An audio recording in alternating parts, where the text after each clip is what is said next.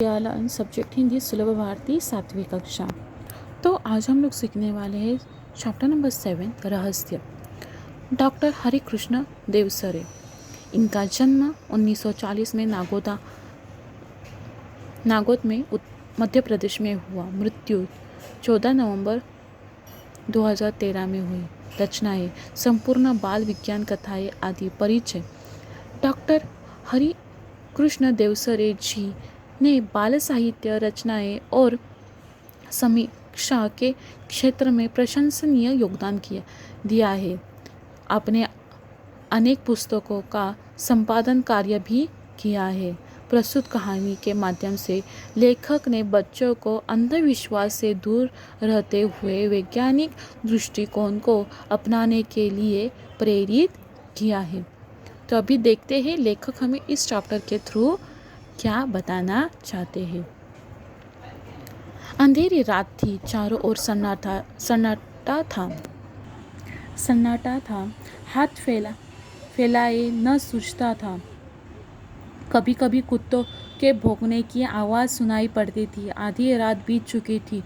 मामा जी के घर से कुछ दूरी पर सामने हवेली थी। हवेली में उजाला था। आर्यन खेतों को सरपट पार करता हुआ उस ओर अकेले बढ़ रहा था। उस हवेली में आधी रात के बाद कल भी ऐसा ही उजाला देखा था। मामा जी ने पहले ही आर्यन से कह दिया था, उधर हवेली की ओर जाने की ज़रूरत नहीं है, वह हवेली में भूतों का डेरा है। आर्यन मन ही मन मुस्कुराने लगा। वह जानता था कि भूत वूत कुछ नहीं होता, यह कपोल कल्पना है।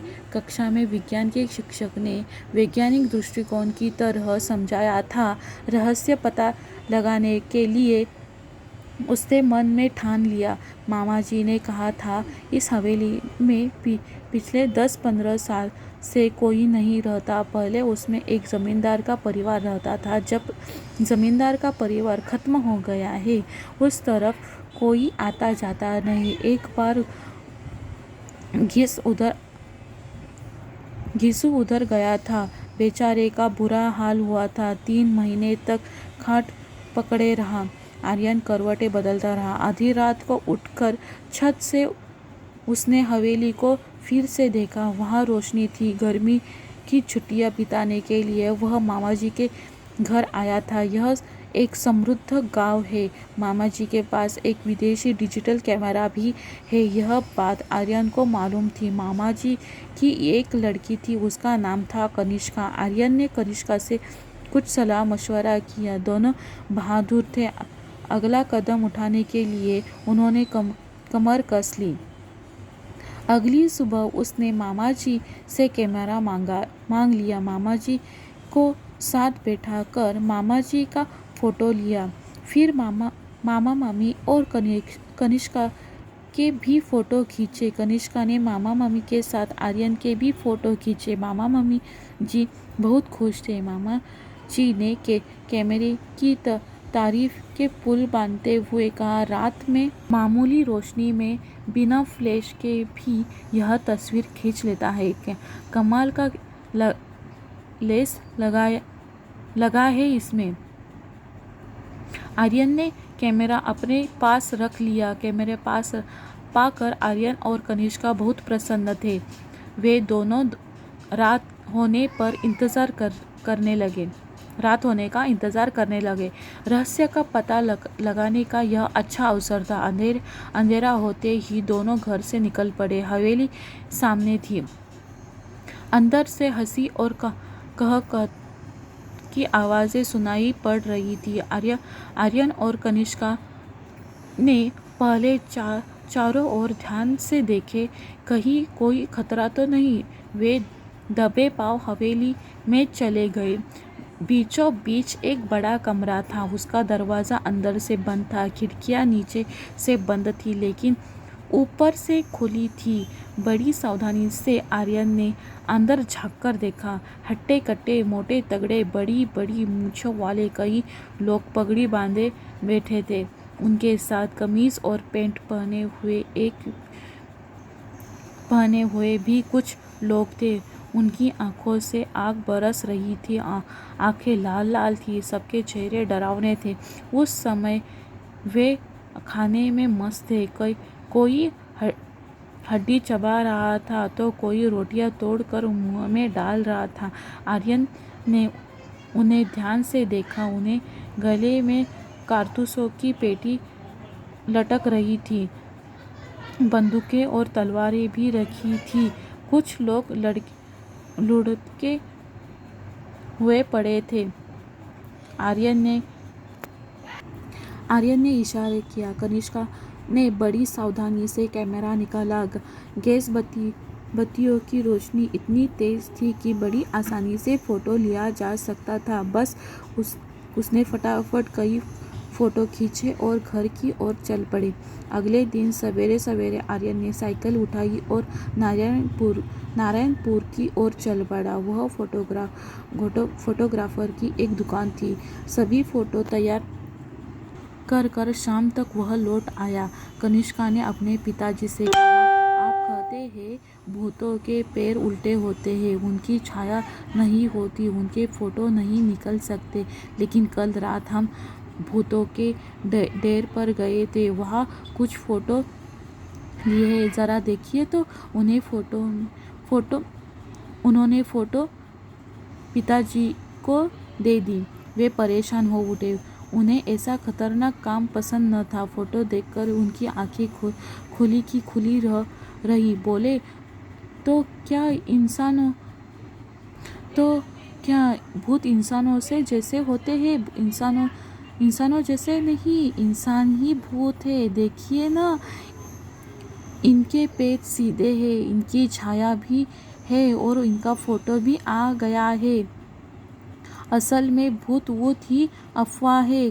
कोई हवेली की तरफ न जाए, उनका रहस्य न खोले, इसलिए उन्होंने भूत होने की अफवाह फैलाई है। यदि लोगों का आना जाना रहता तो ये लोग वहाँ अपना क्रियाकलाप कैसे चलाते? फिर कुछ रुक कर बोला, आप मेरे साथ थाने चलेंगे?